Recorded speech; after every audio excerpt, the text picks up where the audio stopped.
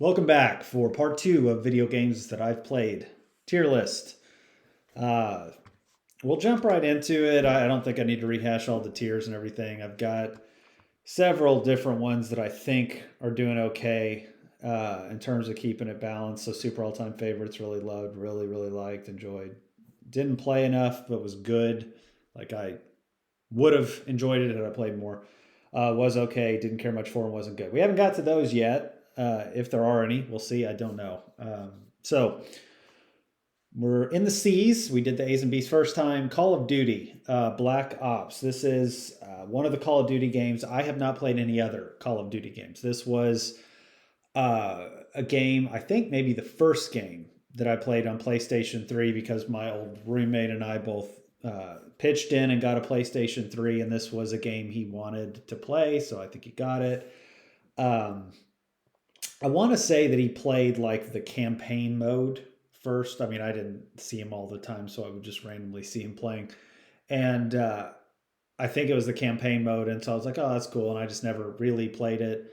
And then eventually got to the point where he was playing like multiplayer, not with the headset or anything. You just playing game with other people. So that's where it's the old model of just, you being good guys, bad guys that are on the other team, and you're just trying to get as many kills as possible in whatever time or those types of things. So I was like, oh, okay, well, I'll try that with him. So I ended up playing, and the first thing I remember is like I didn't really know the controller well or anything. It's the first PlayStation game.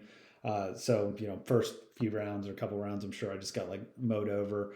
But he was a pretty cautious player, like go, find your spot and try to pick people off and things. And I wasn't at first. I just like went guns blazing and like moved as fast as I could and tried to get stuff around. Well, by the fourth or fifth time I played, I actually had like 20 or some kills in a game and was like first place. It's like, what in the hell? How'd you figure that out?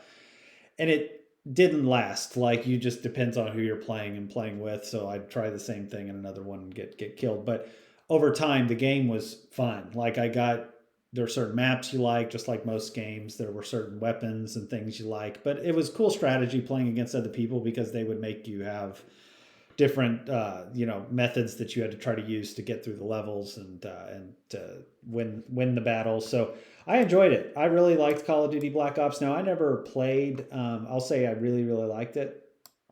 Um, I didn't play other Call of Duty games. I didn't play the campaign much. I think I tried it a little bit one time, just sitting down, but I didn't get in the story or anything, so I didn't really pay too much attention to that. But I did like it, and then I just never felt the need to get another Call of Duty game, and I didn't like keep playing this one. I don't play a lot of multiplayer games, so that's probably why.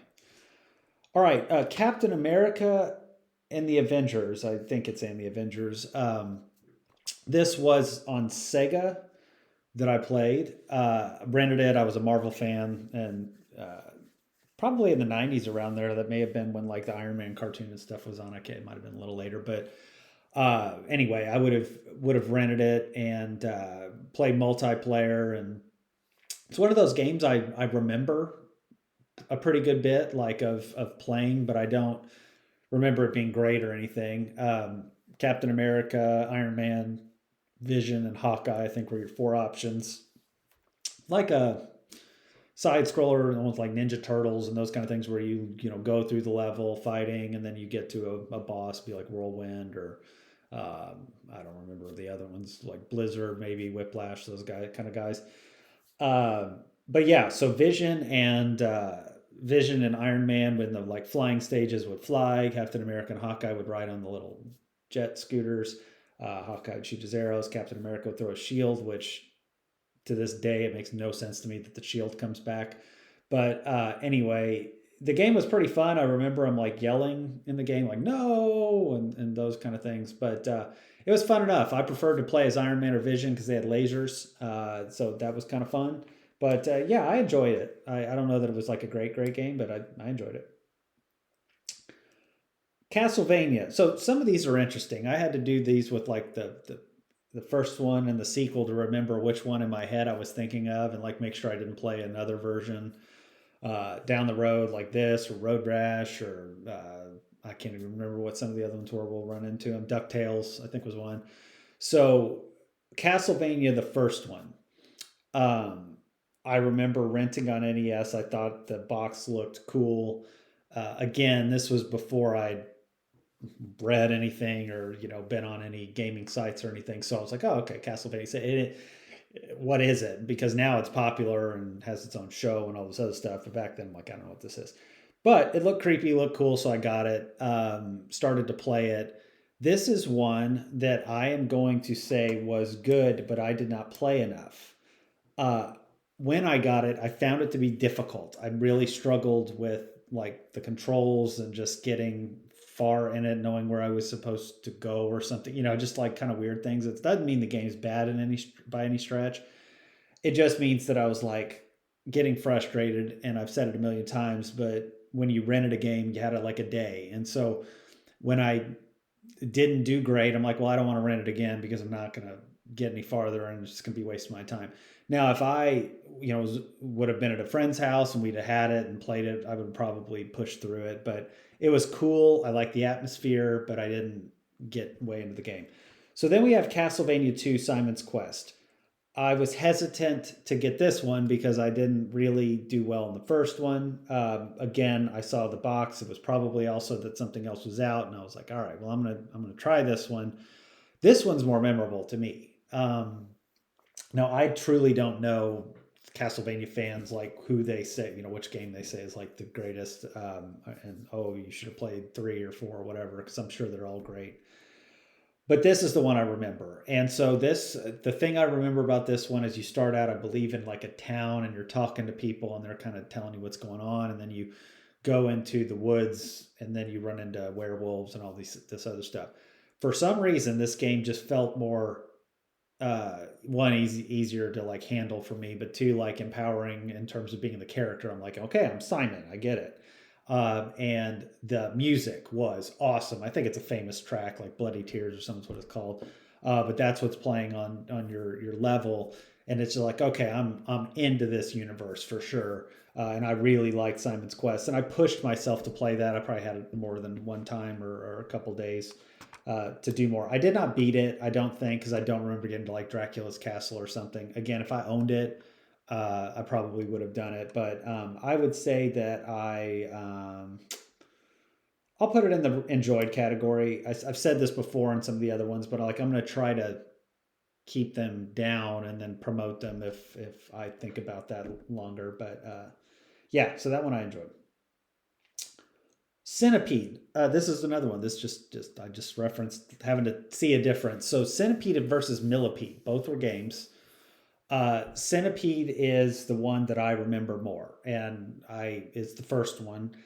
And there's a couple versions. So there was like an Atari version, which was really graphically basic, kind of rectangles and squares and things.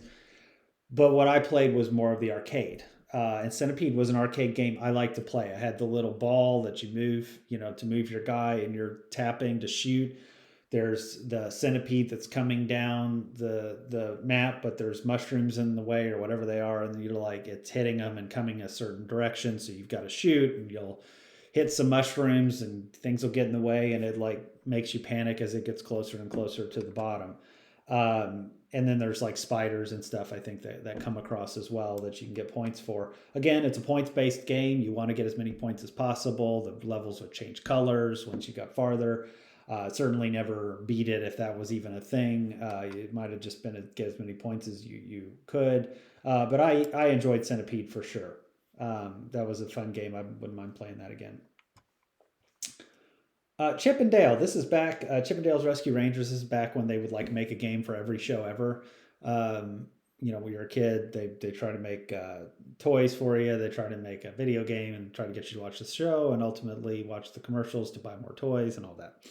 So Chip and Dale's Rescue Rangers was that. There was also a second one, and I looked it up because I was like, I would have played that, right? And I don't think I did.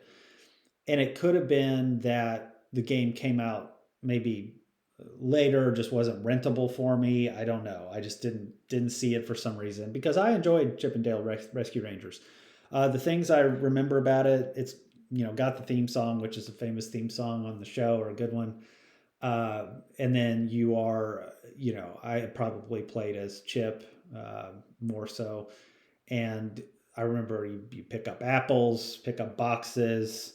There's like the robot dogs are in it pretty prevalently. I don't know that I beat it because I don't remember a last guy, but I feel like I got very far and could not beat it. That's what that felt like. Like I didn't own it. I rented it. Uh, Probably rented it a couple times because I felt like I was getting and making progress, but I know that I didn't get all the way because I don't remember an ending to it. But yeah, Chippendales Rescue Rangers, I would say that I enjoyed. It was a fun like platformer game. Civilization 6. This is a weird one. So Civilization 6, there's a lot of Civilization games, obviously, at least 5 before this one and probably more come. But I never played them. Now, why I have this game, it's on the Switch. I found it for like $5 or something. And it's an expensive game, I think, or it was. So I got it on a sale and I was like, oh, okay, I'll download it. And I didn't have any idea what the hell it was. But I do like history and all that stuff. And I like strategy based games. Thinking of like StarCraft and those types of things where you have, different resources you have to allocate and do things to make your base bigger and take over, side bases and things like that. Well, this is more of like a turn-based game where you take your turn and then you build what you can and then the next person goes. You don't watch them do it. It's just like I don't know where they are. I have to send a guy to go explore a little farther, or do I want to build my farm, or do I want to do whatever? So it's a really well done game, like really well thought out. I think it's probably got very good reviews, but I gave up on it pretty quickly. Now, it wasn't because I thought it was bad in any way. It was just like, oh, this is going to take more investment of my mind to figure out how to manage this game and do it because there's a lot of lore to it and like you can be different civilizations.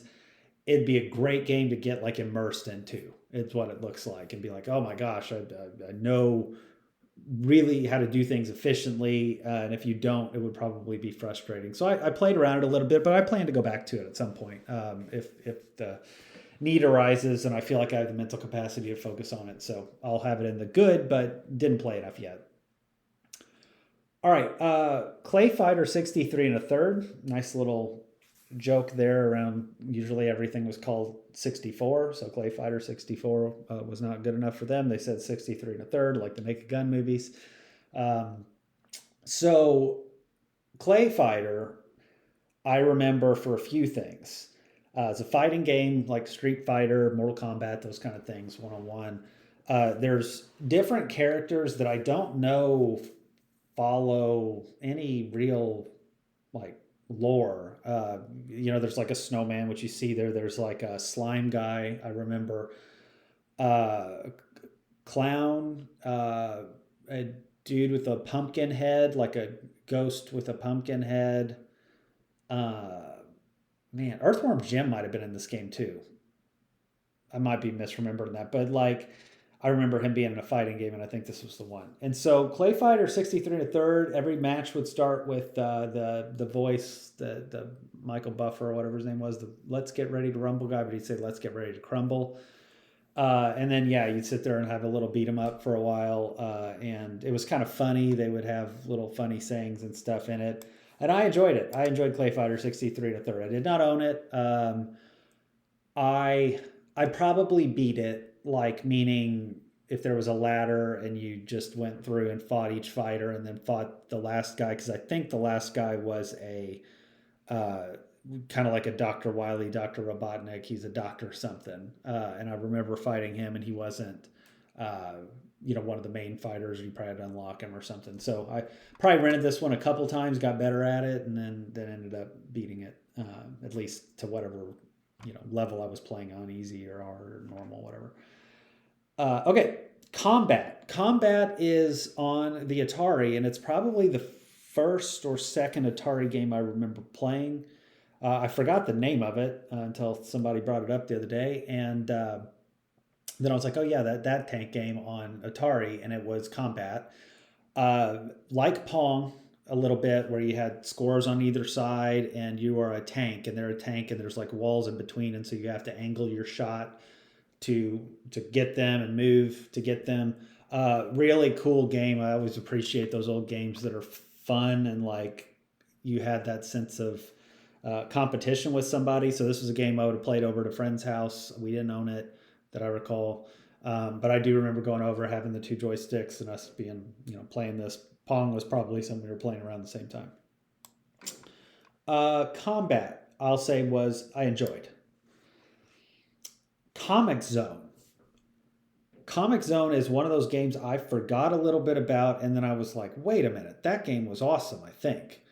Now, I don't know that I really thought it was awesome or it was just the concept was really cool, but what it was you're this guy and you're in a panel of a comic. And the panel of the comic has some bubbles, word bubbles, and it shows the story dynamically, like you're talking, and then it stops.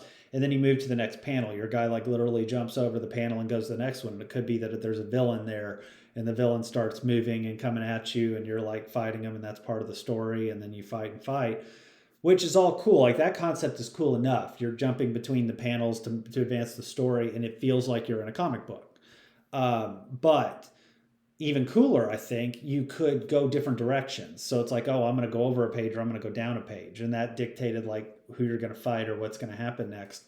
So Comix Zone was a really cool concept. I don't know about it that much in terms of if people thought it was good or not. I would hope so. I thought it was pretty darn creative. But I would say I really, really liked that one. The fighting and stuff was fine. I don't know that it was great compared to some other games, but it was good enough for the concept they were trying to do. All right, Contra. Contra is awesome and difficult, and I didn't play it enough. I'm going to go ahead and put it in my good but didn't play enough category for a lot of the same reasons as Castlevania. So this was a game I rented, didn't know anything about it. It's Contra. You might hear a friend at school say oh man, did you play Contra? It's really cool or it's really hard or something. The cool thing about Contra to me was the multi-directional shooting and movement that you had. So your gun, you could go diagonal, you could shoot up, you could shoot down, you could crouch, you could shoot. And so it was a really cool concept of a game.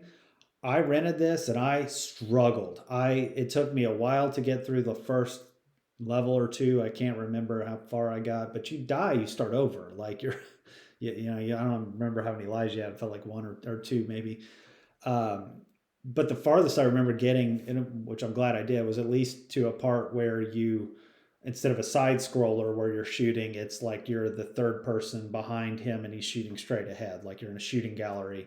And I remember playing that level and then whatever next, level it was.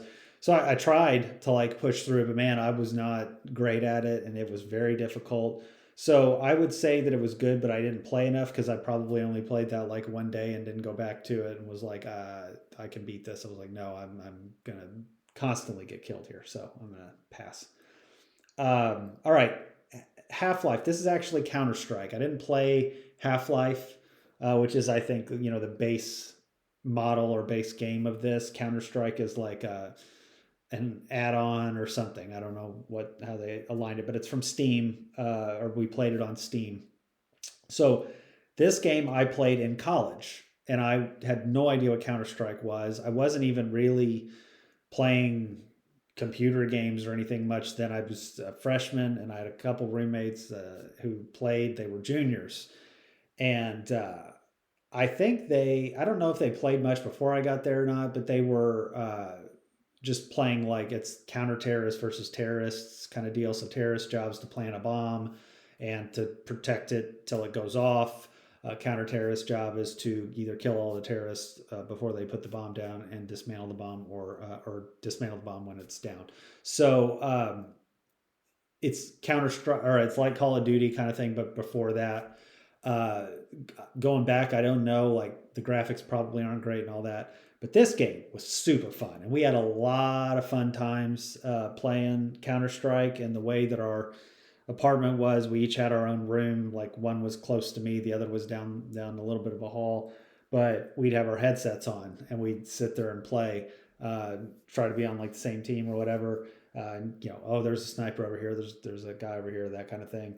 And yeah, it was super fun. And we even had one time where one of the guys was trying to like talk and give us instructions, and then he stopped, and we're like, what in the heck happened to him? Well, he had to go throw up in the sink for reasons we knew. But yeah, anyway, so it was super fun, and really liked Counter-Strike. Had a lot of fun playing Counter-Strike. I'd like to try to play Counter-Strike again now to see what it was like. I think it's a pretty fun game. It's very fast paced, like you just die and regenerate and come back and start playing again. So it's pretty fun that way. Crazy Taxi. This is a funny one. I could probably say it's good, but I didn't play enough um, on this one as well. So I'll put that there. I only played this maybe once, and I don't remember a whole lot other than it being about one of the most hectic games that I ever played. And I played it on a console. I think it was also an arcade game, but I played it on a console. And the things I remember about it is like, okay, I'm starting out, I'm in this taxi, and they're like, you just drive. You have to pick up people and drop them off and drive nuts. And I'm like, okay. And this is maybe the first game like that I'd played. And I remember Offspring was the soundtrack, the band Offspring.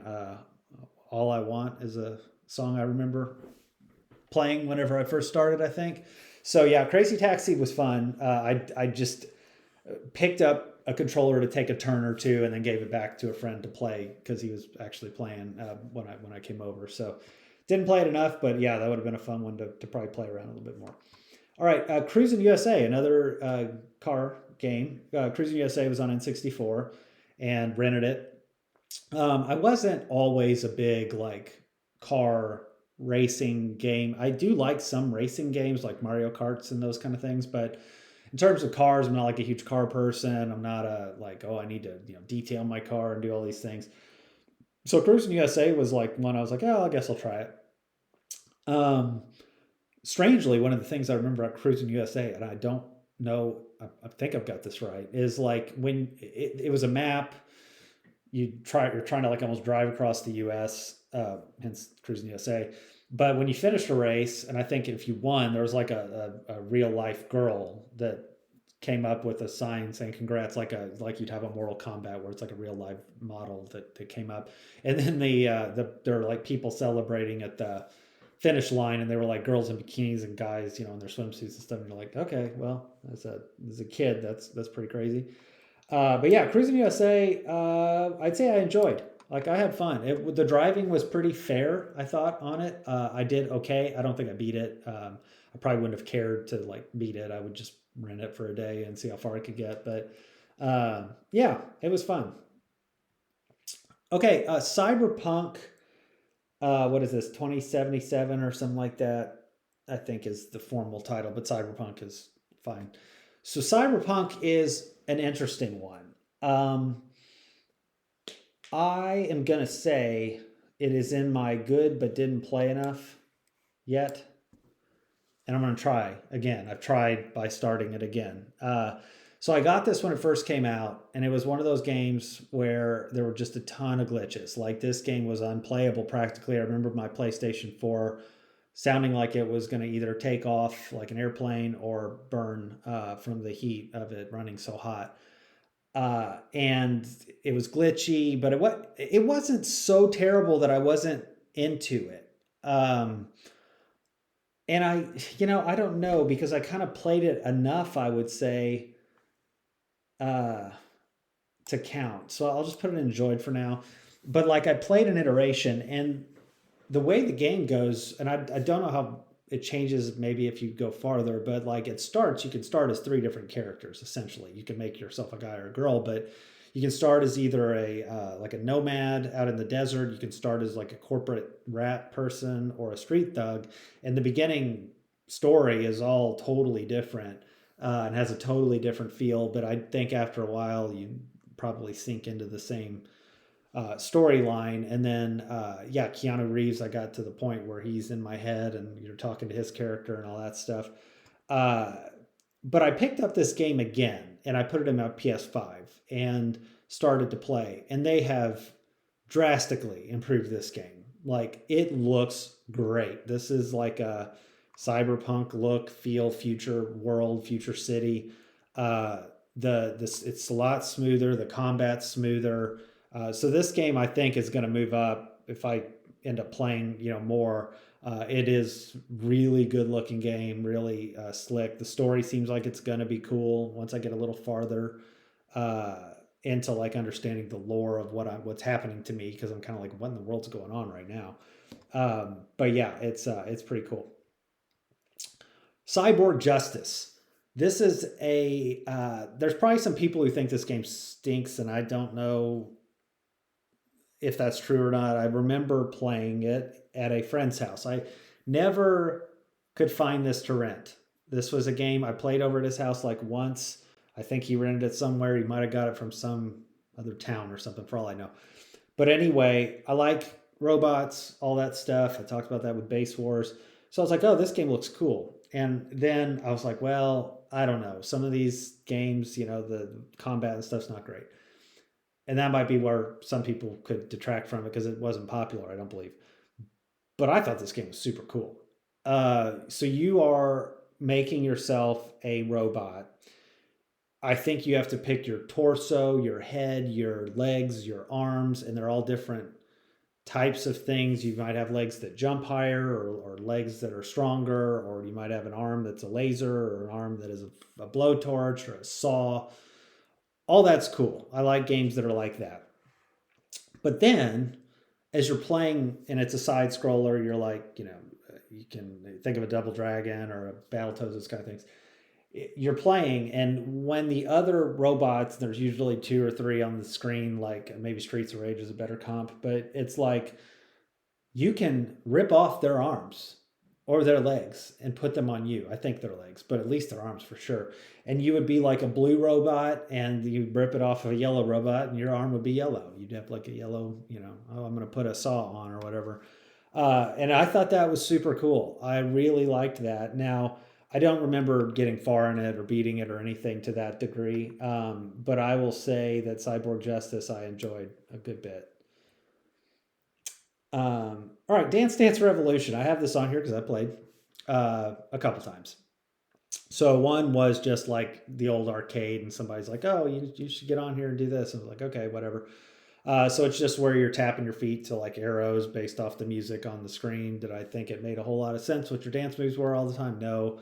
But I played it then, and then I had another friend who had like a pad or something that they had rented and wanted us to play a little bit. So we went over and played it there. And I was okay at it. I mean, I had decent, timing with the game and was fine.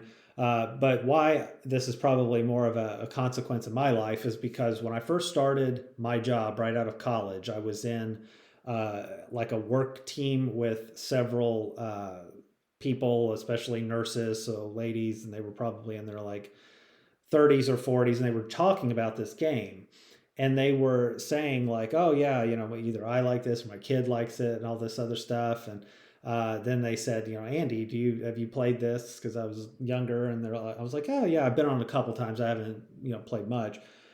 But just saying that right there changed my nickname for them, or gave me a nickname to them of Dance and Andy. So that stuck, as I still am called that by the people who are still with the company 20 years later. For some reason, and it's just based off that game. So that's more or less why Dance Dance Revolution has a consequence in my life. But in terms of the game, I would say it was okay. I wouldn't go actively play it or anything. It was there. Darius Twin. Darius Twin was SNES. Again, I did not have an SNES. My cousin had an SNES who lived like an hour and a half away. This was a game I think he ended up buying, and would be one of the rotation games we play with Super Nintendo. So you had, I think, a red and a blue spaceship, and that spaceship was like a side scroller type of game, and you'd have big, dragons and stuff, but you'd also have just like the standard, robots or whatever coming at you, the ships. And so Darius Twin was pretty fun. And like, I remember I always liked the power-ups of weapons, and sometimes you get the power up you don't want and your gun's terrible and it ticks you off. But yeah, Darius Twin was a lot of fun. I would say I enjoyed it. I'd be interested to go back and try to play it again. I don't know if it was like a great game or okay, but at the time, just playing with two people was fun. And uh, I think, I don't know that I beat it, but I feel like I saw them beat it, like a couple people that were playing, a friend or something, at some point. So I don't think I was the one that was there, but it feels like it was a dragon or something at the end. And maybe I'm just thinking of a level, but that would have been the end of that one. Okay, Dash Galaxy. Um, Dash Galaxy was a an NES game, and going back to the old like how we rented games back then, I saw the box and I'm like, dang, Dash Galaxy looks cool. It looks kind of like Flash Gordon or something to me. And I'm like, he's getting chased by aliens or whatever it is, and this guy looks pretty cool.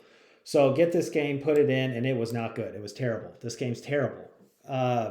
The graphics are terrible. The gameplay kind of sucks. It's like uh, you're like jump. I don't even remember. You're jumping and getting keys sometimes, and maybe trying to unlock another room or something like a.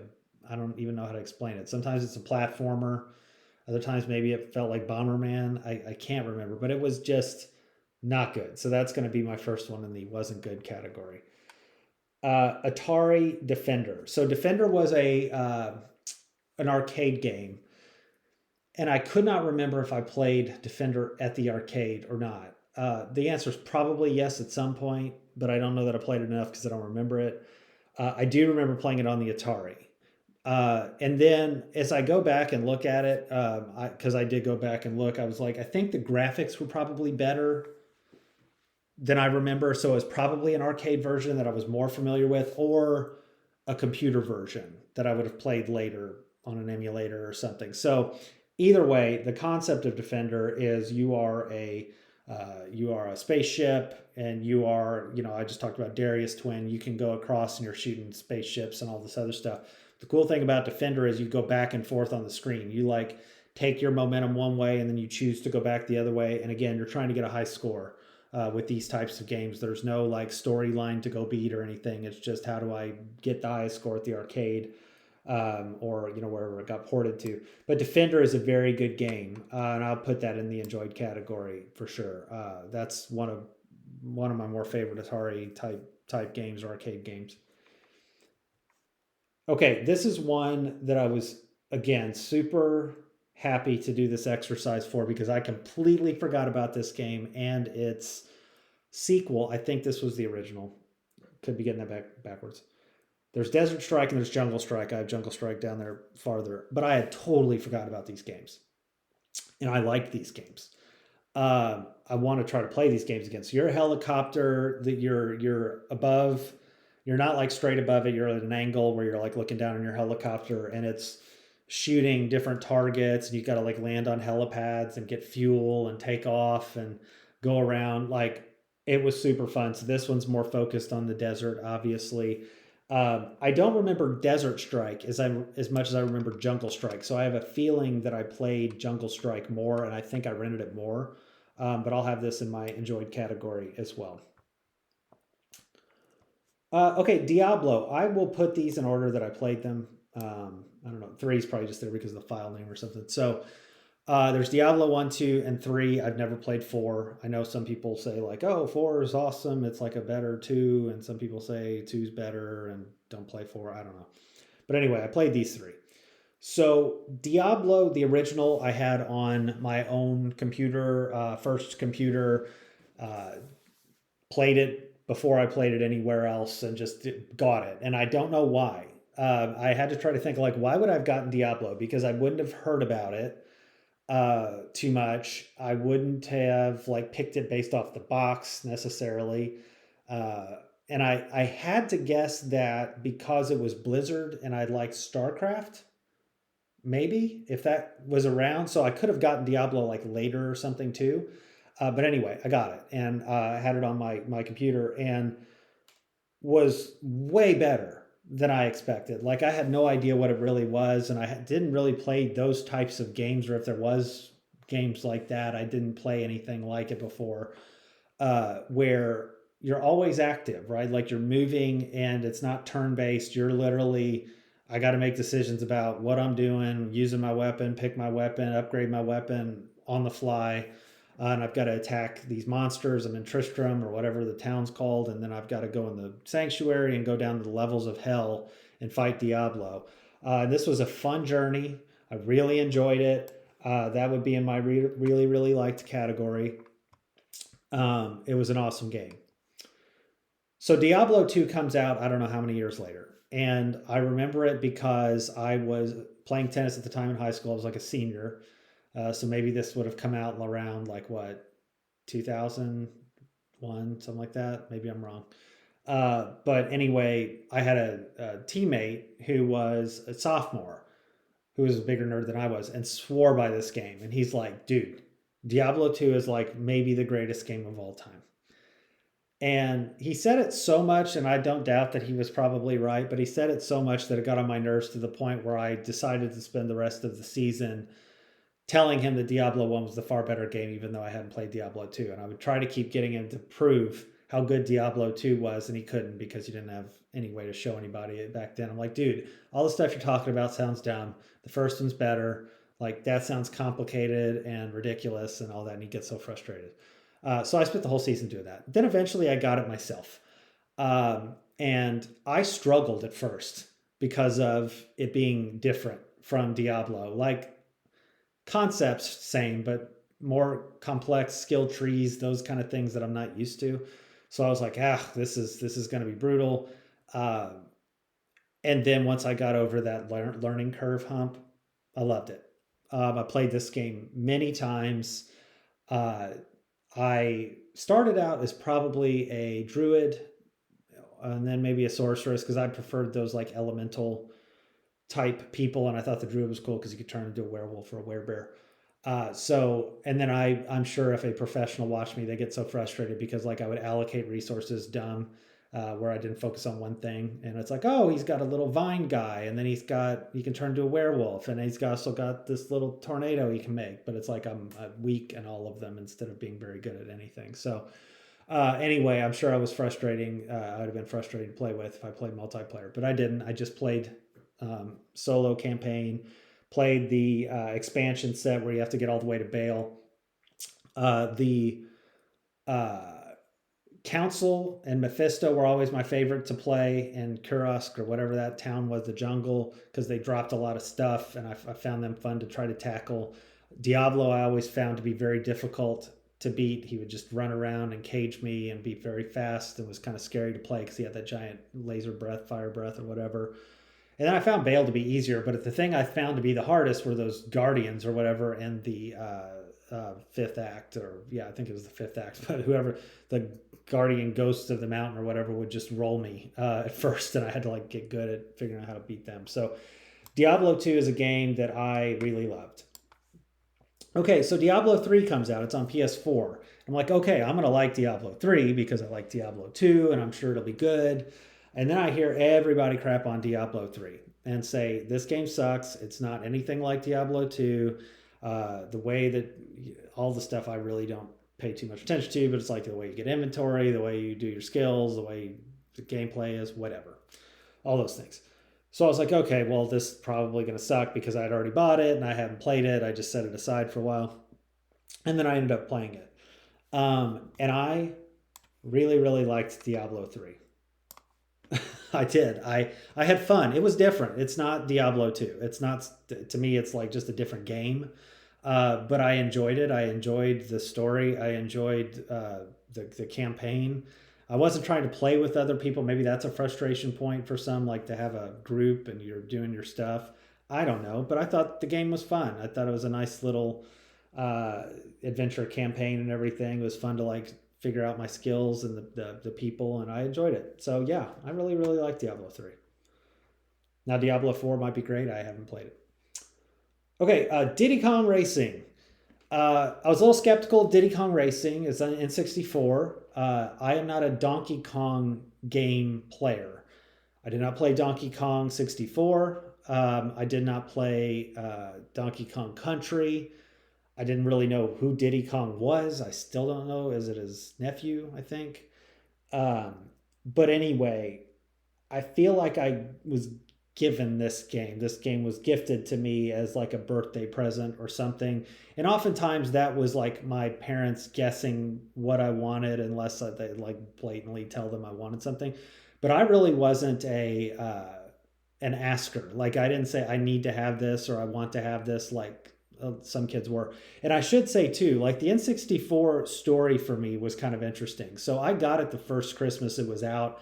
I don't know how early it was out before Christmas, but I don't think I even asked for it or maybe even knew. I mean, I probably knew it was coming out, but I didn't really say anything.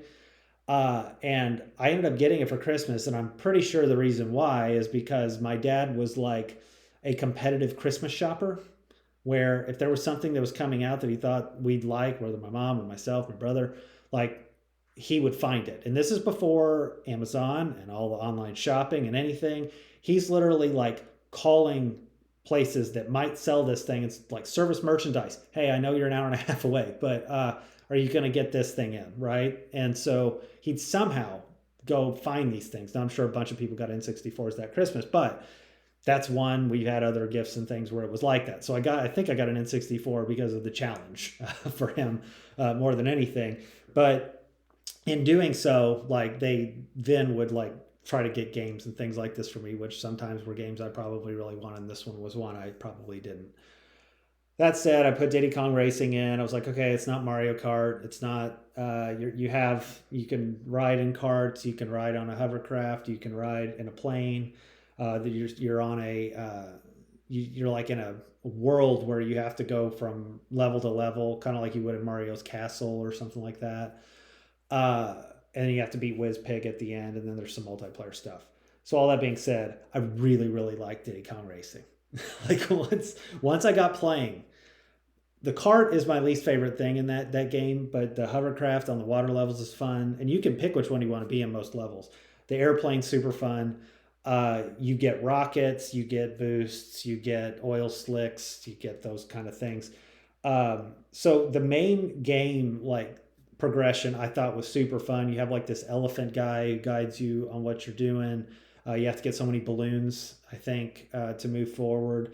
And then in multiplayer, this one, in a lot of ways, replaced Mario Kart for my friends because we wanted to play Dark Water Beach, and it would go Dark Water Beach is how it starts, and you go in and it's some sand and everything everywhere, but you're on a hovercraft and there's water, and just the level is like big enough to be where you can't really see, but you're seeing guys on radar, and you're trying to pick up like rockets, especially the rockets are what I remember. And if you get maybe two power ups on it, you get like a string of five rockets or something that shoot really fast. And if you hit them with all five, like it'll just shoot like a laser. And if you hit them, they're gone. And so yeah, you're just like trying to time it where they're coming across, and you just shoot your thing right at them. So that was super fun. We really had a lot of fun playing Diddy Kong Racing. So I will say I really really liked that game. Unexpected. The music's really good in it as well. So good job, parents, picking that one out for me, even though they had no idea what they were doing. All right, Dig Dug 2. I didn't remember Dig Dug, and I do remember Dig Dug 2. I think that Dig Dug 1 was just arcade. And I don't know that I played Dig Dug at the arcade. I remember the gameplay of Dig Dug, but I don't remember ever using a little arcade joystick and stuff to try to do Dig Dug. So Dig Dug 2 was on the NES, and this is where I played like at a friend's house. I don't even think I rented Dig Dug 2. Maybe I did once after I played because I liked it the first time. But you're essentially carving out the ground on an island and trying to knock the enemies down into the water. I think you can shoot them with it and like pump them up, and they blow up or something too. But Dig Dug was fun. I enjoyed it. I think it was, probably repetitive. I don't think I beat it. Probably made it pretty far. As the shapes of the islands changed probably, and the colors might change, but it was a fun game. All right, Donkey Kong. So I said I don't play Donkey Kong. I did play the original Donkey Kong. That was a pretty famous thing, even though like it was early arcade and I would have been too young then. It probably came out before I was born. But I played it later as it was in the mall arcade or whatever. So Donkey Kong was Mario, and it was Donkey Kong throwing the barrels down, and Donkey Kong capturing Peach, and you have to climb over the flaming barrels and all that stuff. Uh, Classic game for sure. Donkey Kong was just okay though. It was not my favorite game to play. Like if you gave me quarters in an arcade, I wasn't going to play Donkey Kong too much. I do think that on the NES, when I rented it one time, I did beat it. Now that's a little bit of a different version than the arcade version, but that's why I put the NES one here. I do remember playing it, having enough time to go ahead and beat it. There wasn't too much to it, just so many levels, and you're going up the ladder. So, okay, we have Doom, and then I think this is Doom Eternal, maybe. Doom, the Switch version, I think it's Eternal. But anyway, this original Doom. I didn't own Doom. I had a friend who did own Doom, and I remember it being around the time, unless it was just that he had all three, but it was like Wolfenstein and then Duke Nukem were games like that I remember playing. So Doom, I was not very good at, and I would go over and just take my turn, sitting at the computer and trying to play. I'd mostly watch. But I remember certain things about Doom. You're like in hell and you're fighting demons, but you're trying to conserve or find your ammo. That's a big deal, and getting the gun to be at max capacity to take out as much as possible as you go to new areas. Obviously, the graphics are today not great, but the gameplay is actually still good. And I would say for Doom that I enjoyed it. It wasn't like my favorite game, but I wasn't back then really into the first person shooter type stuff as much. And I had to grow into that a bit more over time. So Doom Eternal, and if I'm getting the last part of that wrong, I just can't remember. So I bought this on Switch and I bought it on sale. This is one that I started and I got a little bit into, but I have not played enough. I played the initial part. You're up in like a space station and there's rifts open on Earth and demons coming out of hell, and you've got to warp down there and start taking care of them. This is a game I think that I will really like when I am in the mood to play Doom. And what I really like to do in games like this is finally get overpowered and start just rolling, the bad guys. And so I don't know that I started very well. The controls and stuff, I was a little clunky and like, where am I going and what's going on? So I just put it aside. I bought it on sale without the intent to play it, so I really haven't gotten there. And that's why I'd say the little bit that I played, I maybe got through the first boss or something. There was like a dude the big dude that like ripped open a door and came in. I was like, oh God, there's no way I'm going to beat this. I did end up beating it, but I think that's the point to where I stopped. And I'm like, I have to be in the right mindset to to be doing this. So we'll come back to it. All right, Double Dragon and Double Dragon 2. Double Dragon was probably first played by me on the arcade, at the arcade. Also NES, and that's where I probably played it a little bit more. But you had Billy and Jimmy Lee. I have a shirt that's Double Dragon shirt.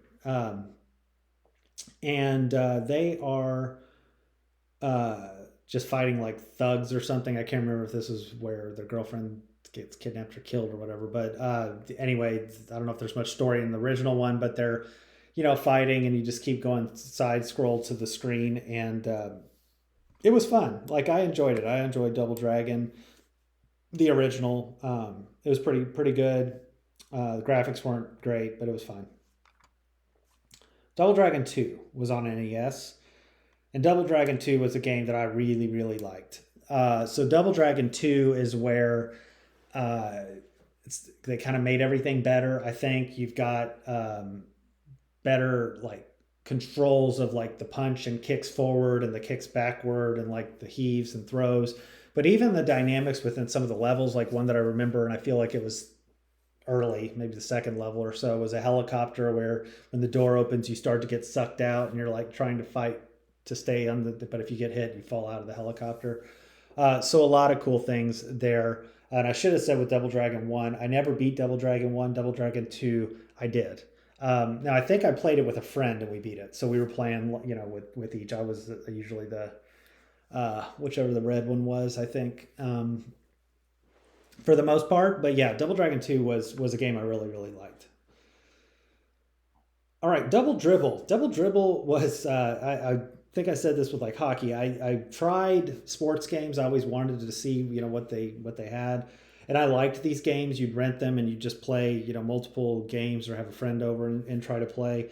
And Double Dribble was a bizarre game because I remember playing and I was like doing okay, and then all of a sudden I had like one guy I liked on my team, and I don't remember which team I was. Maybe it was Celtics or something, but it was that I would like get to the corner and I'd hit a three. And I was like, oh, I like the corner. I'm going to shoot from the corner.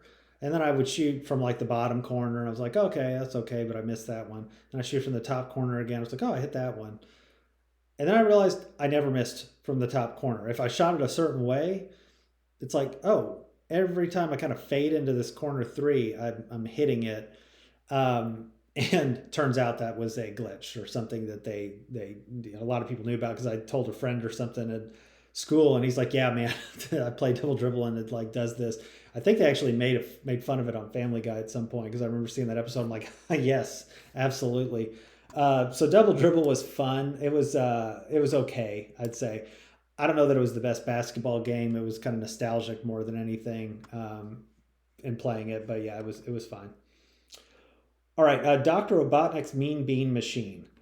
Dr. Robotnik's Mean Bean Machine was something I rented that I enjoyed a good bit when I was renting it on Sega, and then I played it on Switch not all that long ago. I remember what I remembered about it was a couple things. One, you're trying to match beans. There's different colors, and they come down, and I think they have little faces or something. And you're like moving the blocks like Tetris, right, to get them, and they'll like create little like connections, and then you get rid of them. But you're playing against a robot. So Dr. Robotnik has created robots, and there's different robots for each level, and you try to progress.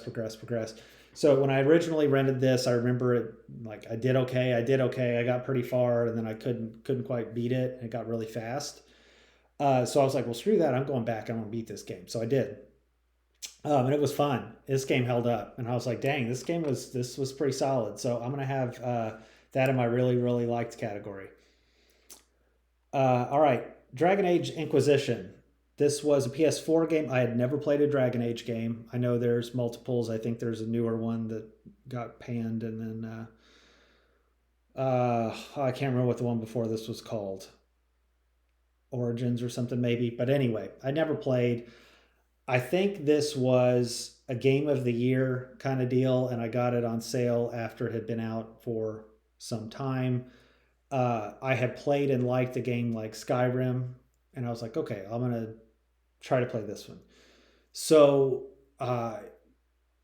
good world building, got immersed in the world. That's one of the things with all these that I need to enjoy. And so I remember you open up, you've got like this green thing on your hand, and you're like, what the hell is this? And you have the ability to control these rifts or to close these rifts where these demons or whatever are coming through from the main bad guy who's like, I can't remember his name, but he's like a red guy with crystals or something coming out of him deal. Starts with the C, but I don't remember how to pronounce it. But anyway, yeah, you've got these rifts, but you also got these dragons and, really difficult dragon battles throughout the game. You have what I wasn't used to, but was cool, was that you're live action fighting like most of those games or Diablo or something, but you could pause the fight. You're like stopping the fight, not pausing the game, but stopping to like tell your team what to do or what you want to do and like planning your actions a little bit. So it's like stopping, seeing where everything is and say, okay, I need you to do this skill. I'm going to do this skill. I'm going to do this. And then there's cooldown time when you use stuff. So that was pretty cool. I remember my first like rude awakening in this game was I was there with my three companions and we walked like through an archway or something into this open area, and I guess it's where a dragon was, and I didn't even see the darn thing, and I just like shot a fireball and blew me up like out of nowhere. I just died, and it reset me back to where I was going. I was like, geez, that was okay. That thing's powerful. So I liked the level of difficulty, and like I felt like I got to a point where I was strong enough to feel good about going into battle, but at times there would be a difficult, really difficult dragon or something that was fun. So really liked it. Really, really liked Dragon Age Inquisition. I thought uh, the town, there was like a time where the town was blown up and then you had to like trudge through the snow to this castle, and the music's really good.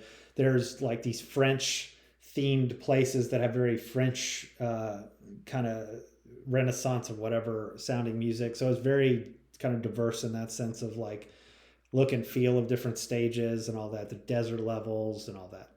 Really creepy level. I remember a really kind of woods, creepy in the woods level. So yeah, really, really like Dragon Age Inquisition. Dr. Mario, similar to Dr. Robotnik, but you have this on NES. I'm sure it's been on other platforms too. I feel like there was an SNES version, certainly on the Switch too. But Dr. Mario, I would have only rented and played like once, and I don't think I rented it. I think I played it like at my cousin's house. Um, Most memorable thing to me about Dr. Mario is the music. I always like the da, da, da, da, da, da, da, da, da, da, da, da, da, and it just keeps repeating. I don't even know that there's another song in it, but I always thought that was fun. And you're taking these pills and trying to adjust them based off of their color to get them to match, and then they go away just like a Tetris or Dr. Robotnik. But that game was fine. I would say I enjoyed Dr. Mario. Like it was, I could sit and just play it and enjoy it. All right, Duck Hunt. Duck Hunt came with my NES, so the combo Super Mario Brothers and Duck Hunt.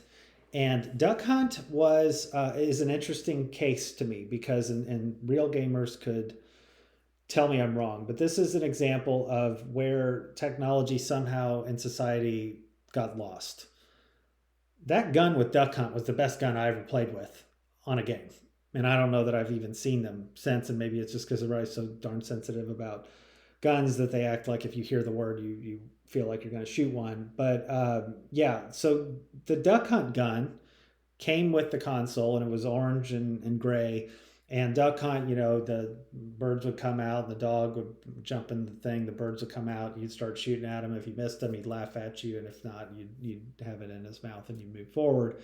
I don't think this game was beatable, as I spent a lot of time playing a few times, and it was always how far away from the screen could you get and still be good. So yeah, it's like I'm 2 steps back from the TV, I'm 3 steps back from the TV, and all that. And I got good, and I got to the point. I swear I played to like level 99 or something, or see to see if I could get to 100, and it just looped back around. I might be wrong about that, but I spent a lot of time playing at least one time. Now, what you would do, like I wouldn't necessarily do it in one setting. I would just pause the game and go do something else and make sure nobody would touch the TV. You just leave the game on because you couldn't save or anything. So it's like, all right, just don't touch it. I'll come back, I'll unpause, and I'll play it when I'm done with dinner or whatever my parents tell me to do.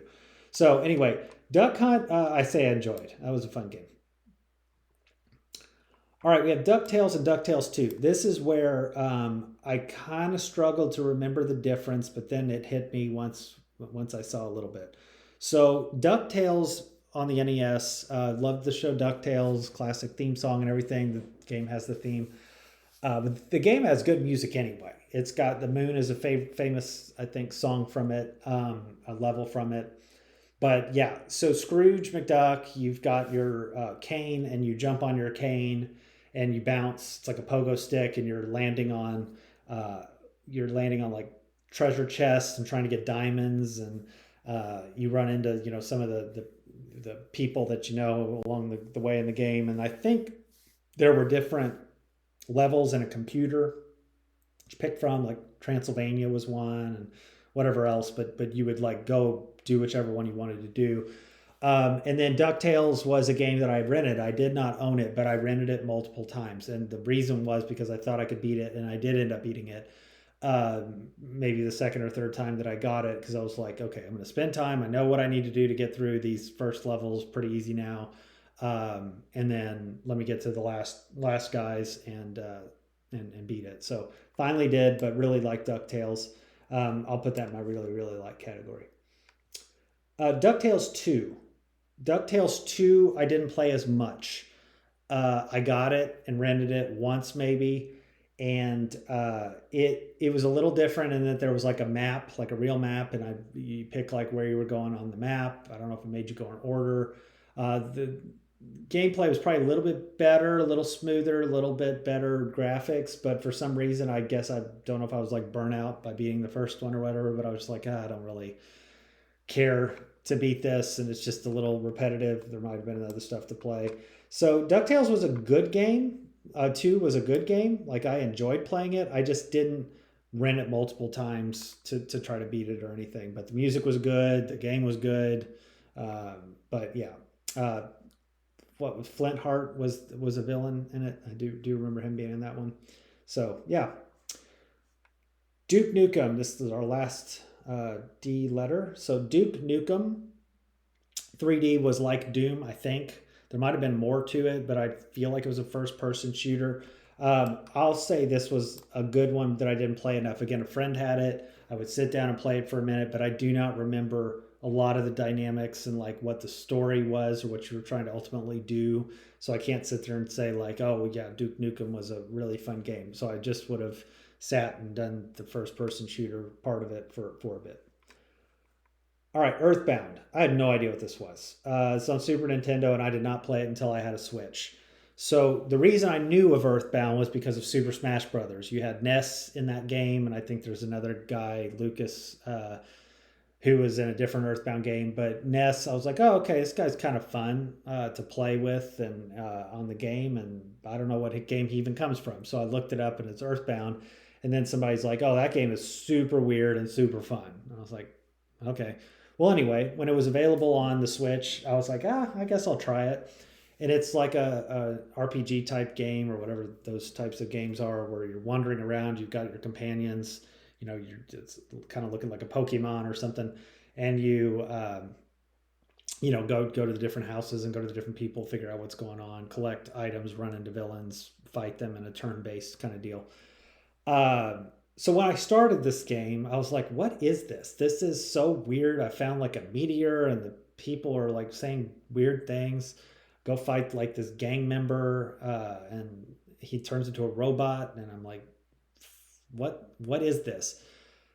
As I kept going and immersed myself in the story a little bit, like this game's atmosphere really translated. Like, I started to feel like I was in, and it's not like great graphics or anything. It's just the music and the like. Some of the towns are like really dire, and the people are weird, or you're like in a cult city, and you feel like you're in a cult city, or a town like inverts its colors, and you're like, what in the world's going on? So it just had a lot of really cool elements to it, and played it all the way through because I was like, this is fun, and I feel invested. I feel like I'm Ness, so I'm going to have that in my really loved category.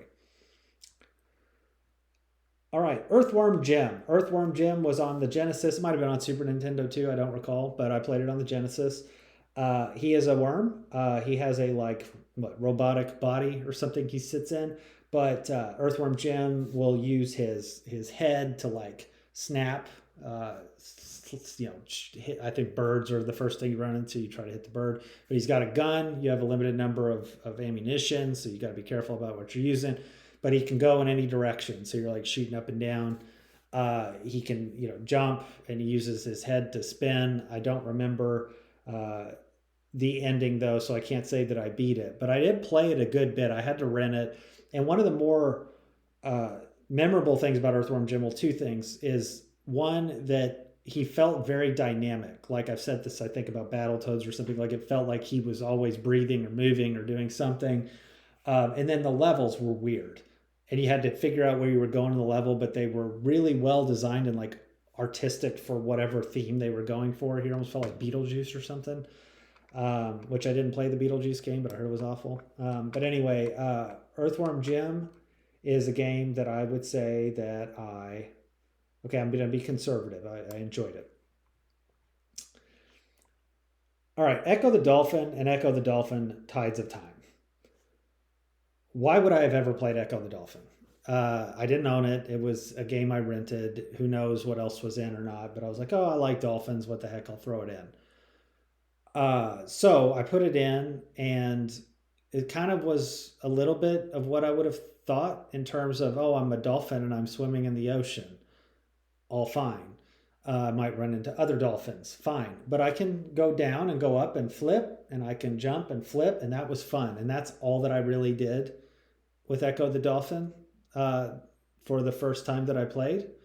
Um, I know that there were like crystals that you could like shoot your sonar off of, and it would tell you some stuff. And then I, would just like ignore it. And then the deeper you go, it gets real dark. Like you're in the ocean and it gets real dark, but you have to come up for air. So those are the things I remember. The problem was I didn't know where the hell I was going. I would get lost every time. I'm like, did I go there? Did I not? Uh, hard to tell. And then you like do a speed rush to kill things if it's a shark or something like that. So Echo the Dolphin, I'd say I enjoyed. It was weird. The atmosphere was like weird and dire. It felt like lonely. Uh, and I was like, well, okay, I'm going to at least try the second one when it came out, Echo Tides of Time. So I did, and it felt similar. I'm going to have that in my enjoyed as well. Uh, Felt similar, felt that kind of like atmosphere, that weird thing. And I actually went back not all that long ago, put Echo the Dolphin on Switch, and I got the exact same feeling. It's like that hollow thing. So once I did that, I went back and I was like, okay, I'm not going to play the game. I don't even have Tides of Time, so I couldn't play that. But I'm going to YouTube the story. Wow. Absolutely nothing of like what I thought it was. So Echo the Dolphin is trying to fight aliens effectively. These aliens have like come to try to take over the earth and the water or something, and he literally navigates himself to a spaceship and has all this. It's like the depth of the story is a million times more than what I thought it was when I was playing. I was like, oh, I'm a dolphin, I'm trying to like find my family or something.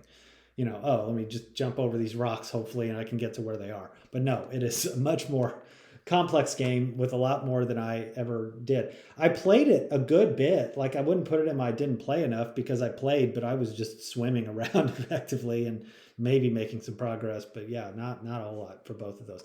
Um, and you know what? I'm going to put Echo Tides of Time in the second one because I did not play that enough. I put it in and I remember like I didn't get to do as much as I wanted to. Again, sometimes you just rent a game and you had other stuff come up, or it's like, oh, I rented it and it's Saturday and it's really nice outside. My friends and I are going to like hang out all day outside. So uh, I think that was more my experience with Echo Tides of Time. And I didn't want to like hold it another day to pay the late fee. So I'll put it in that category. All right, Elden Ring. So Elden Ring is a game I knew nothing about. I heard it was awesome. It was on sale at some point. I bought it. Uh, PS5. And so I put it in. I made my character. I was in this little like church or something. And then I came outside and was like, I feel like I suck at the combat. I don't know how I'm moving. I'm not good at combat anyway. And I ran into this giant spider. This giant spider just kicked my ass. And I was like, okay, I'm not ready to play this game. Like, I'm not ready to play this game. So I turned it off. And honestly, I put it in just because I had bought it. It was on sale. I was like, I'll try it and whatever. I didn't really intend to invest a lot of time in it. It looked awesome. Like the visuals were amazing. The art is awesome. The music is great. But I was like, okay, this I can't do. So I put it in again, not all that long ago. And I was like, okay, I'm going to see if I can do better this time. Well, it turns out you're supposed to lose that spider. That's like a given. I don't know if anybody could actually beat it or if it's even possible. It's just part of the story that you're supposed to lose. So I'm like, oh, well, that makes sense. So I fall down into this cave, and then there's like a tutorial section you can choose to go through where you're like fighting, some skeletons or something just to get acclimated with some of it and like how a boss might work in a little cave dungeon.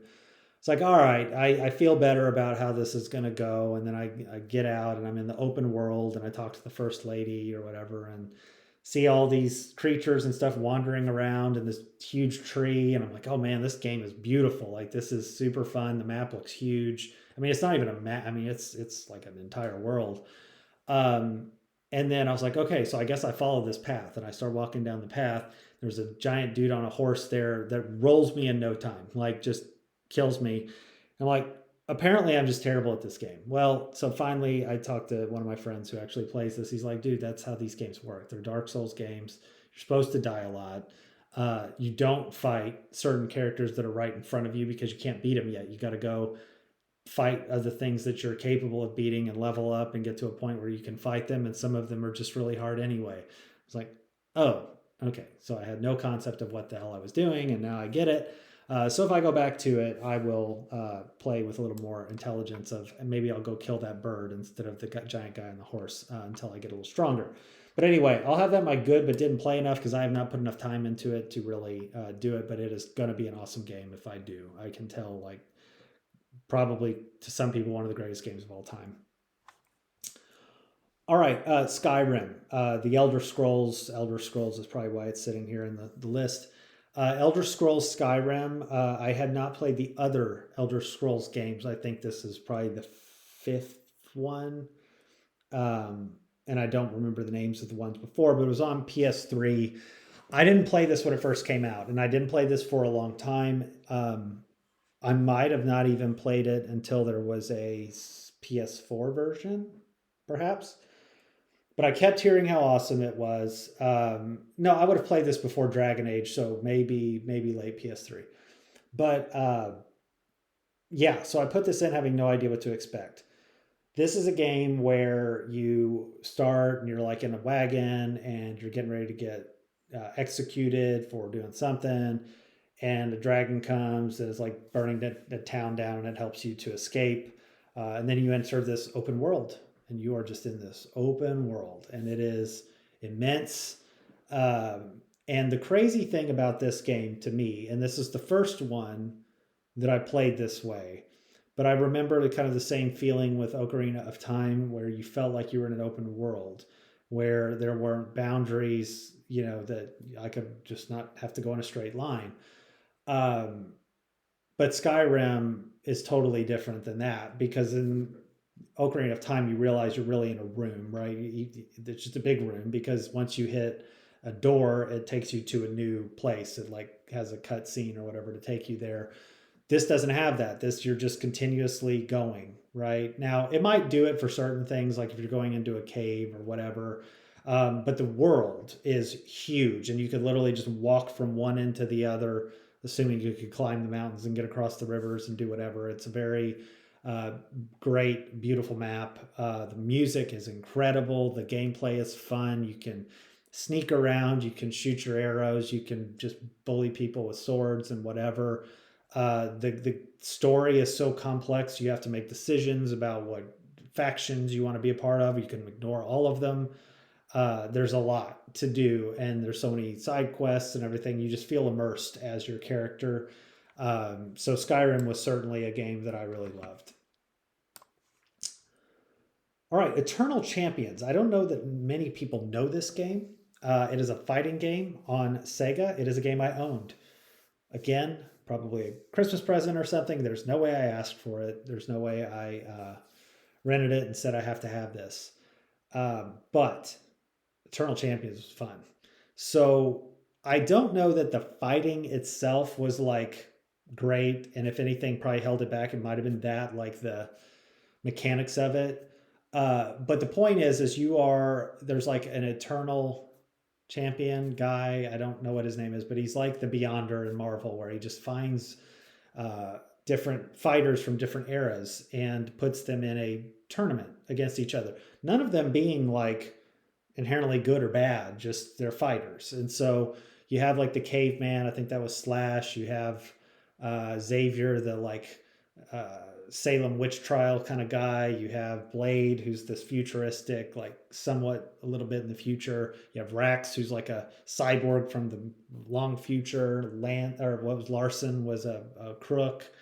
Jeddah was like a gymnast, trapeze artist person. Shadow was like a ninja, and then there was one other guy who was like Nightshade or something, that was a vampire. So a lot of cool characters, and I loved all their stories.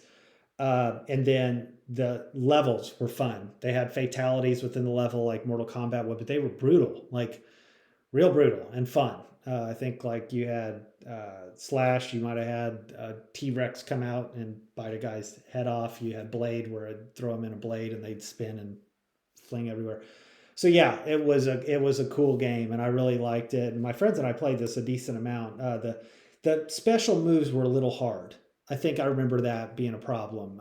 You could do it, but you had to like really figure out your up, down, right, left, A to get it to work well. But I enjoyed Eternal Champions for sure. Okay, E.T. on the Atari. I, like many people growing up, loved E.T. He was cute and adorable in the movie, and the movie was fun. So he had a game on Atari, and Atari. So this probably was later Atari too. I don't think this would have been early Atari. And this game was just absolutely terrible.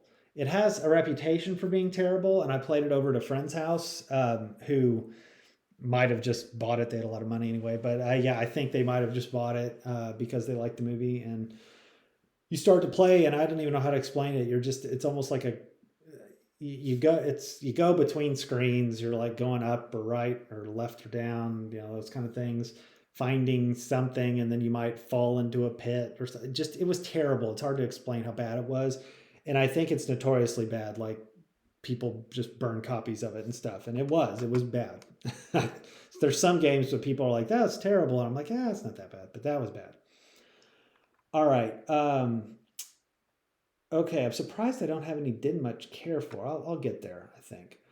Um, yeah, I'll get there. Okay. Excitebike. Excitebike was on NES. You are this little guy and a sprite of a bike, and you are racing other bikes on this track that just goes across the screen.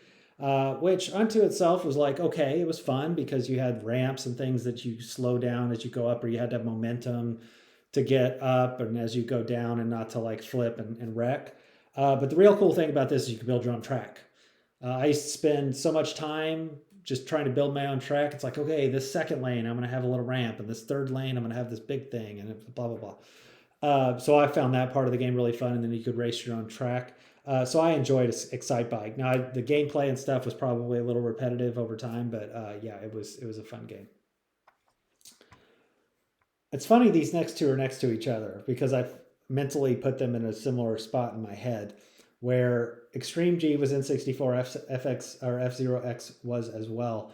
I know there were other F-Zero games in Nintendo, like Super Nintendo, but F-Zero X was the first one I think that I played, and I don't know that I played the other ones. I'm trying to remember if I remember any with less graphics. But anyway, Extreme G first.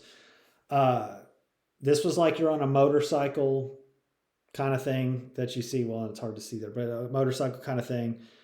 And this game felt so fast, like I was going to have a seizure fast.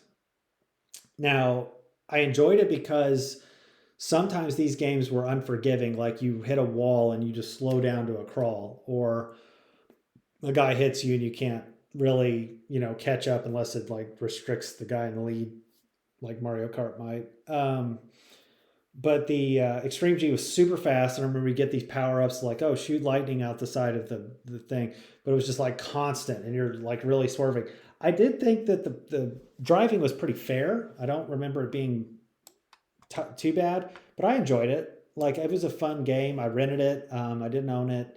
Don't think I beat it or anything, but I probably unlocked a few tracks and unlocked a few of the motorcycles, but I don't know that I got very very far in it. So F-Zero X was a little similar. Now the difference was I think I played this at a friend's house. I don't even think I rented this, and it was fast paced as well. I think that's what F-Zero is famous for, but it's a little bit more. I think Extreme G felt a little more like a wobble on a track, and like hit left and right and all this stuff. F-Zero X was more, I'm just going really fast and I have to, navigate turns more so than like up and downs and stuff. Maybe I'm just thinking about that. But yeah, F-Zero X, I would say I really enjoyed as well. I didn't go rent these a lot, or F-Zero X, I don't think I rented. It could have been because I didn't have it or whatever, but yeah, that's what I remember. Okay, Fallout 4. Fallout 4, I never played a Fallout game. I again don't know why I got it. It's on PS4. I know it probably has some mixed reviews or perspectives. At least I've heard different people say that. Um, but man, I really, really enjoyed playing Fallout 4. You start out, you're just in a normal house, your wife and kid, uh, and or I guess it could be your husband if you picked a girl character.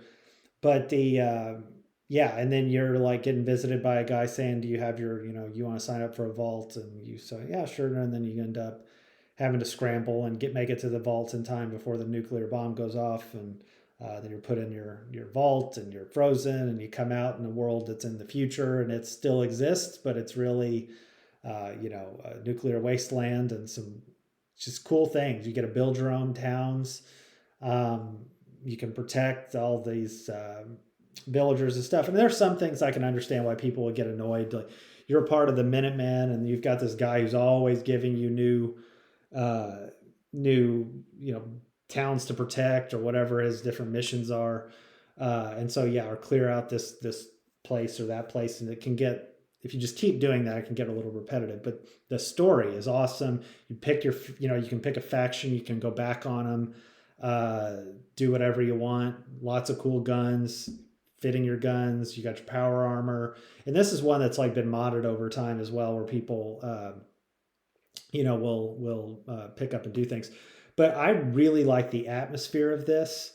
It makes you feel like you're a part of the world that it's in. There were some moments in this where I was like freaked out because you feel like I felt like I was the character and I'm there. Like the first one is just when you go to Concord and that's for Deathclaw you run into. I'm like on a top of a building in my power suit armor, and I see this giant lizard looking thing throwing cars and stuff. I'm like, well, I hope I don't have to deal with that. Well, you do. And when it gets up in your face and everything, you're like, just shoot my Gatling gun as much as I can. So that was one. Then there was the first like supermarket that I went into where it's real quiet. There's a lot of ghouls like you can kind of see around and you can pick them off. And I was like, oh, phew, made it through that. But then I go into this like back storage area and they start coming out of the woodwork. And they're like coming at me, jumping at me, swiping at me. And it's like, oh God. And then probably the last one. Well, no, there was another one. There was like a military place, and I go in like the basement or the bottom floor, and I'm like just in a bathroom, and I'm opening up stalls to try to see if there's anything in there, and there's a freaking glowing one ghoul that just hops out. I'm like, oh God. And I think the last one was there's like a witch church or something, like a witch museum or something, and there's like a monster in there, and you're in the basement, and you can like see the dust coming off, then you hear his footsteps, and it ends up being a Deathclaw up there. But anyway, lots of cool things within Fallout like that. Super fun game, definitely a game I really loved. All right, Indiana Jones and the Fate of Atlantis. Let's see how we're doing on time. I'm gonna try to get an hour and a half on this one. So I think Fester, yeah, we can at least do maybe F's and then go from there. So Indiana Jones and the Fate of Atlantis. Many people probably haven't heard of that game. It is on computer. I played this at a friend's house. We would go over. He owned it and play it. And so like different puzzles, a little bit of action. You're like Indiana Jones, obviously, but you're going to different sections and you got to like solve something. I think I mentioned this with Seventh Guest, but this was a game we got stuck on. There was like a puzzle that we just like could not. I don't even know if we could figure out how to get it to like start or something. It was something weird where usually we would have just plowed through it, but for some reason we couldn't. And we like after days felt like we gave up. And so the only way to really find an answer was to use the pamphlet that it came with. And it came with a number on the back. Well, that number is not toll free. And for those who might be watching who have no idea how phones worked back in the day, you actually had a phone in your house that was just in the wall. And you would pick it up and you would have to know the number and you would dial the number on it, and this would have a number and we would dial the number and you just sit on hold and you'd hold and you wait for them to answer. And it was this case an automated answer. And so we waited 20 minutes or so for the answer or for it to pick up, and it did. And it told us the exact same thing that was in the book, the pamphlet, like literally word for word. So we hang up the phone. We're oh well, that didn't work. We eventually figured it out. But then we get a talking to from his parents, because apparently that was not a toll-free number. So most of the time when you called something, you could do it for free. But no, this was actually like the longer you were on the phone, the more it costs something. So yes, whatever that was, an hour, we ended up having to pay because we used it for this game and it got us nothing. We did end up finally beating Indiana Jones. And I'll just say it was okay. The game was not like a great game by any means, but we had fun playing it. I don't know that I always enjoyed it. Sometimes I felt it was kind of frustrating, but yeah, I'll put it in the was okay. All right, Fester's Quest. Fester's Quest was on NES, and I rented this. He is from the Addams family, Fester, Uncle Fester, and I probably just knew it was Fester and saw the box and was like, sure, I'll rent Fester's Quest. So Fester's Quest was, I just remember him having some kind of gun, and you're like above him, and he's walking through the streets, and he's shooting at monsters or whatever that are coming out of the ground or walking around, and I don't remember too much of it. I don't remember beating it or anything. I did play it a good amount when I had it, but I'll just say it was okay. I don't remember it being a very good game. I didn't hate it. I would have kept playing, but I just didn't really like it a ton. So, all right, Frogger. Frogger's a classic arcade game. I played it definitely at the arcade, and then I played an Atari version where the graphics weren't nearly as good, and then I'm sure I played an NES version later at some friend's house when they had it and did it on a computer or something. But anyway, Frogger, where you're the frog and you're jumping across the logs and you got to go down and up and try to get to the niche that's still open. That's the game. I don't know if it does have an ending. I don't think so. Again, most of these were get a high score, of which George Costanza held for a very long time on Seinfeld. And due to it going to be shut down, he had to try to move it while keeping it plugged in and powered. And unfortunately, could not get it above the curb on Seinfeld, and it got destroyed. But yes, Frogger, I was decent at. I wasn't great at it. I wasn't super patient to play those games. But Frogger I would have as enjoyed. Okay, we have two here. Let me try to remember. I think Galaxian was the original, and then Galaga was a newer version. Arcade games, and most people remember Space Invaders, I think, more. You got the aliens coming down, and you're shooting a little tank up. And I said I was going to stop at the G's, but I'll go to an hour and a half here. But Galaxian, so Galaxian was the first one where you had your little guy at the bottom like Space Invaders, but the difference was that the guys coming down would like fly in. They'd fly in from down and around, and they would and you'd have to shoot up to get them. I found this one to be incredibly difficult. The first one, whatever the first one was, and I'm pretty sure it was Galaxian, to be incredibly difficult. And I honestly didn't care much for it. Like, I got very frustrated. I remember playing it, and I want to say one of the reasons was it felt like every time I shot, I was in between them. Like how they were in a row or a column coming down, and you shoot, and it just like, I would go nuts, and I got very frustrated. And I was like, this game doesn't feel fair. Now, it could have been because I was like young or something, but I just don't remember liking that one. Galaga came out, and that was later, and it feels like they fixed all those mechanics. So the game was like the guys coming down, but you could actually decently hit them. You're not going to like just randomly go through them every time. So this one I enjoyed for sure on Galaga. We can go a little bit longer. We'll do the G's. I'll go ahead and finish the G's on this one. Gauntlet Legends. I'm glad I did this exercise because I forgot about Gauntlet Legends. Gauntlet Legends, I don't remember a ton about, but I do remember renting it. I thought the cover looked kind of cool. I'm always good for a few different classes of characters and things.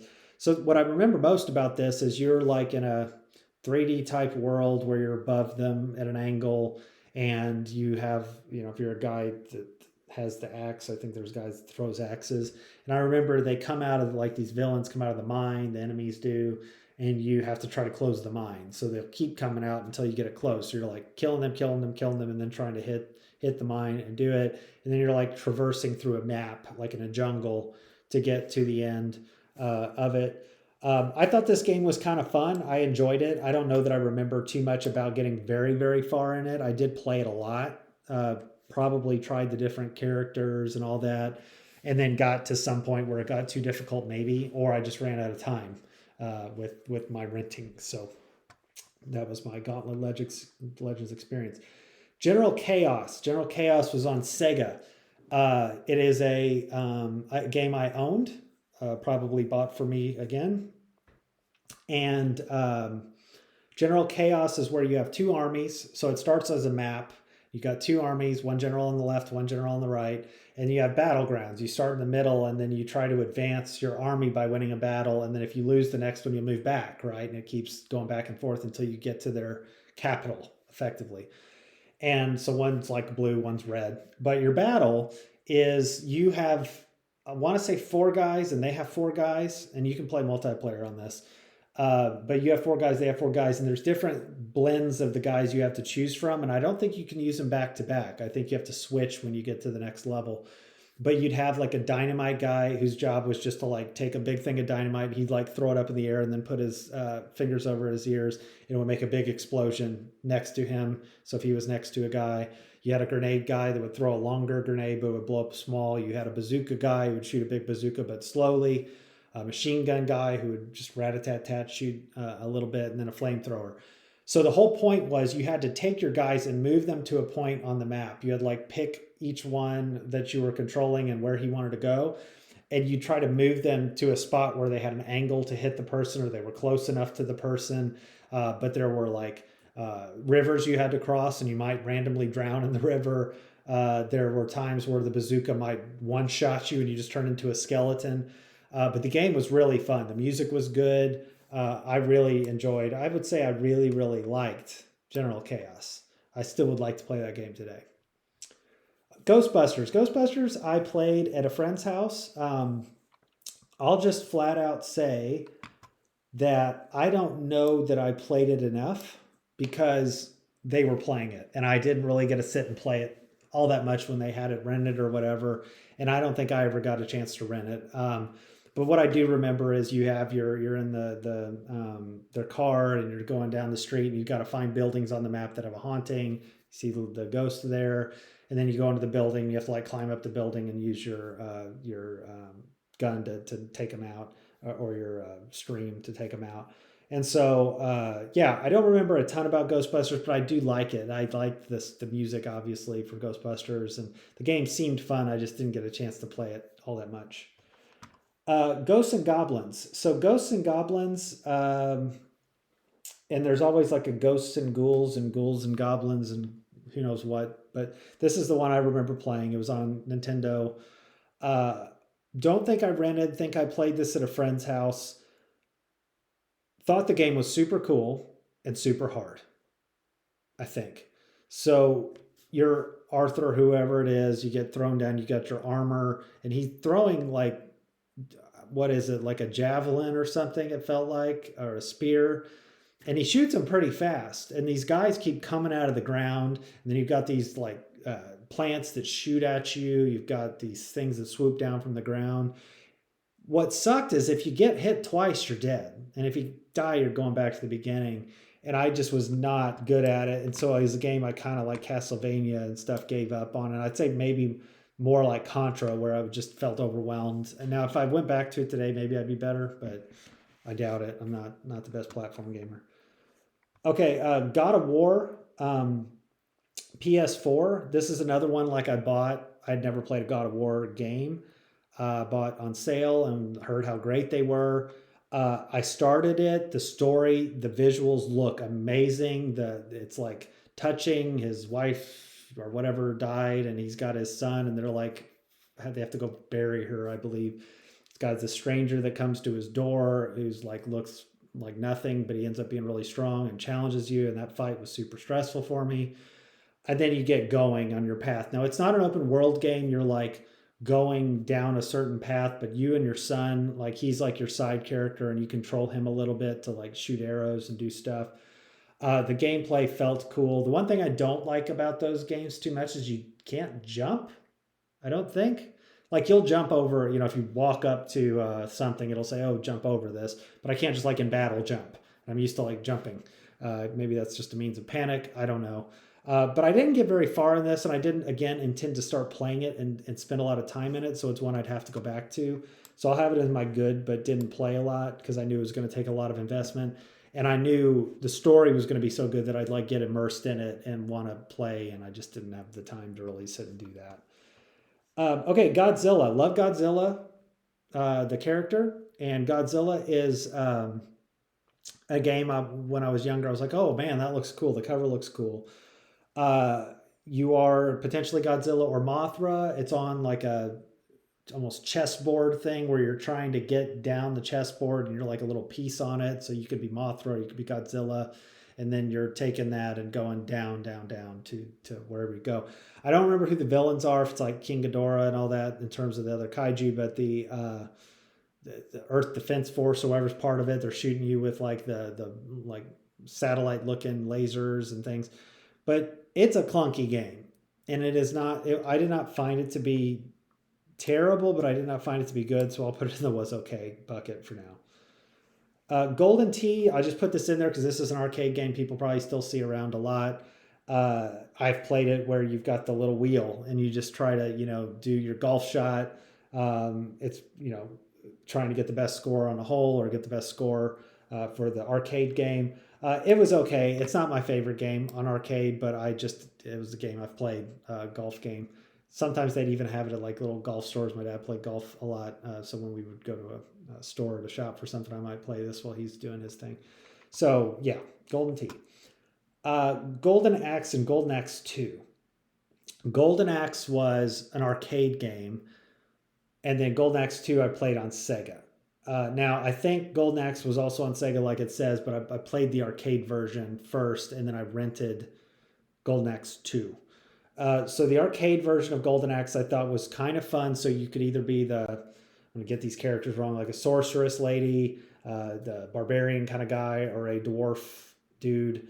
But you could get on these like lizards and ride them. You had your weapon. It's like a side scroller, but you had a special ability, like make it rain stones or lightning or fire or something. But you just have guys coming out of the woodwork trying to get you. And in the arcade, you're just trying to get as far as you can. And I don't think I got super far on this. But Golden Axe, the actual game, the arcade game, I thought was okay. I didn't really love it a lot. It was just there, and I thought the cover looked cool, so I put a few quarters in and played it enough to where I knew what it was doing. But then Golden Axe 2 came out. I was like, okay, I can rent this and try it. And I think I actually played it at a friend's house first. And we had a pretty good bit of fun with this. I'll say I enjoyed Golden Axe 2. It was a similar gameplay, but the visuals were better. Controls felt a little bit better to me. Was it a perfect game? No. Like, I think some of the combat and stuff could have been better, but I enjoyed it. I had a fun enough time. All right, GoldenEye. 007, I always liked James Bond. I like the movie GoldenEye. This came out on N64, and this is really where I fell in love with first-person shooter. Like, this game was where you get dropped in, you're at the dam on your first, mission, and you go through the... Well, I should say this, too, about GoldenEye 2. Like, even the screens are fun. Like, the music's good. When you start the game, when you're picking your dossier and what level you're at, agent and all that, like, all that's good lead up. The pause music is very famous. But yeah, you get dropped in the dam, and there's one guy as soon as you get around the corner, and like you shoot him and take him out, and you're like, okay, I got this. And then there's another guy, and there's another guy in the tower, and there's another guy coming down the thing. And I was like, all right, I got an AK-47. Like, I felt good. Then I get to the next section. I felt like overwhelmed. It's like, oh God, there's like multiple people shooting at me, and I don't know how I'm going to do this. But you get better. And the story was good because it followed the movie. There was one level I didn't like that was when they were outside. It felt too dark. It was like where there's trying to get to a helicopter or something, statue or something. Maybe it was the level, but that was the only one. The rest of them I really liked. But this, and I did end up beating GoldenEye. But the multiplayer is what was awesome. My friends and I would spend countless hours playing GoldenEye. Stack was a level we played a lot. Facility was what we played a lot. I'm sure there's others that I'm forgetting, but we really love to play that. You would see, it's like I could see my friends, they'd come over to my house. I could see them getting better over time, like coming back and playing.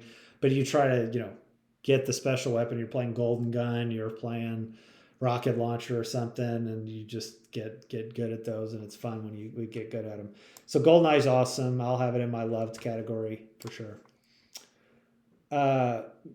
Gradius is another one of those side-scrolling like shoot 'em guys games, and I played it on the NES. You get power-ups. If I remember this being the right game, Gradius, the one thing I did not really know how to do or do well was how you powered up. You would shoot the guys and they'd leave like something to you like accumulate and get more powerful, but then you had to allocate it or something at the bottom. It was like it wasn't automatic or it wasn't a certain weapon, so you're trying to make a choice as you're like shooting. So I really struggled with that, and I didn't make it super far in the game.